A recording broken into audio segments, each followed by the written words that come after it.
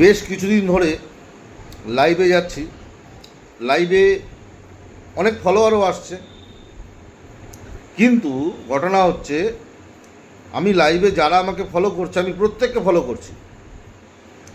হয়তো আমার রিসেন্ট একটা প্রবলেম ঘটেছে যে ফলোটা আমি করতে পারছি না, আনফলো করে ফলো করতে বলছে, কারণটা বুঝতে পারছি না ফেসবুকে প্রোফাইলে, তো সেই জন্য হয়তো করা হয়ে উঠছে না। কিন্তু আমি দেখছি যাদের আমি ফলো করছি তারা আবার দু একদিনের মধ্যেই আনফলো করে বেরিয়ে যাচ্ছে।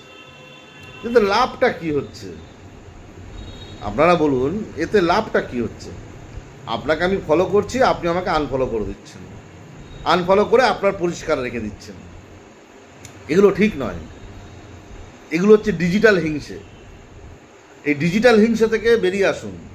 ফেসবুক করতে হলে ডিজিটাল হিংসা করলে চলবে না, এই ডিজিটাল হিংসা থেকে বেরিয়ে আসতে হবে এবং বেরিয়ে এসে প্রত্যেকের তরে সবাইকে ফলো করুন, ফলো ব্যাক করুন, বন্ধু করুন সবার সঙ্গে, সবার ভিডিওতে কমেন্টস করুন যতটা সম্ভব।